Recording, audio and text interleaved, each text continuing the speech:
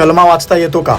सुरक्षा रक्षकांना नकार देताच जुबेर अन्सारीनं जे केलं त्यानं मुंबई हादरून गेली आहे.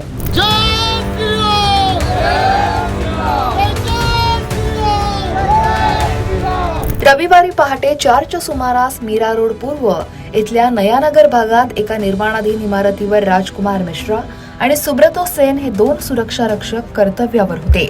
यावेळी 31 वर्षीय जुबेर अन्सारी तिथे आला. त्यानं दोनही रक्षकांना त्यांची नावं विचारली, धर्म विचारला आणि त्यानंतर त्यानं त्यांना कलमा वाचता येतो का अशी विचारणा केली. सुरक्षा रक्षकांनी नकार देताच अन्सारीनं खिशातील चाकू काढून त्यांच्यावर सपासप वार केले. या हल्ल्यात राजकुमार मिश्रा यांच्या आतड्यांना गंभीर दुखापत झाली. त्यांच्यावर रुग्णालयात उपचार सुरू आहेत. तर दुसरे सुब्रतो सेन यांनी सुरक्षा केबिनमध्ये लपून आपला जीव वाचवला आणि तातडीनं पोलिसांना माहिती दिली. सुरुवातीला हा एक साधा चाकू हल्ला वाटत असला तरी तपासादरम्यान समोर आलेल्या बाबींनी तपास यंत्रणांचे डोळे पांढरे झाले. नयानगर पोलिसांनी सीसीटीव्ही फुटेजच्या आधारे अवघ्या 1.5 तासात जुबेर अन्सारीला त्याच्या भाड्याच्या घरातून अटक केली. आरोपीच्या घरातून पोलिसांना काही हस्तलिखित नोट्स आणि आयसिसच्या संबंधित संशयास्पद साहित्य सापडलं. मात्र तपासादरम्यान काही धक्कादायक बाबीही समोर आल्या. आरोपीकडे सापडलेल्या एका चिठ्ठीत lone wolves will pounce on you म्हणजे एकटे लांडगे तुमच्यावर तुटून पडतील असा मजकूर आणि हिंदुस्थानातील खऱ्या जिहादची भाषा वापरण्यात आली आहे.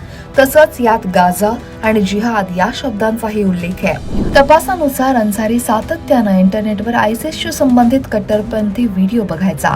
आरोपी उच्च शिक्षित असून त्यानं 2019 पर्यंत अमेरिकेत शिक्षण घेतलंय. तो एका कोचिंग सेंटरमध्ये गणित आणि रसायनशास्त्र शिकवायचा. लॉकडाऊन आणि एकांतवासामुळे तो इंटरनेटच्या माध्यमातून कट्टरपंथी बनला असावा असा प्राथमिक अंदाज आहे. हे जे प्रकरण आहे हे बघितलं तर सेल्फ रॅडिकलायझेशनचं प्रकरण आहे. मोठ्या प्रमाणात पुस्तकं, साहित्य, इंटरनेट या माध्यमातनं रॅडिकलायझेशनचा जो प्रयत्न आहे त्या प्रयत्नातनं हा जो व्यक्ती आहे, आरोपी आहे, हा तयार झालेला दिसतोय.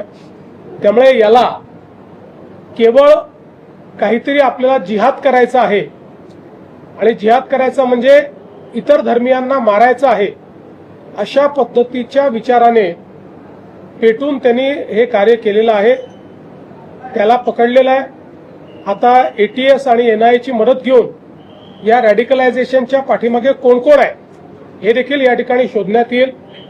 याचं कुटुंब हे परदेशात आहे, ते अमेरिकेमध्ये आहे. हाही अनेक वर्ष परदेशात राहिलेला आहे. त्यानंतर इथे आल्यानंतर पहिल्यांदा कुर्ल्यामध्ये आणि त्याच्यानंतर नवानगरला तो राहायला आला.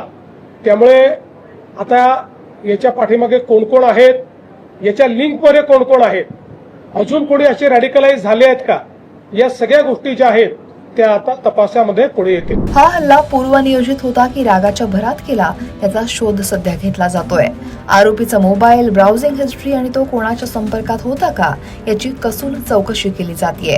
एकट्यानंच कट रचून हल्ला करण्याच्या पद्धतीला लोन वुल्फ अटॅकशी हा प्रकार मिळता जुळता असल्यानं तपास यंत्रणा सतर्क झाल्यात. आरोपीचे धागेदोरे एखाद्या आंतरराष्ट्रीय दहशतवादी नेटवर्कशी जोडले गेले आहेत का याचा तपास ATS करतेय.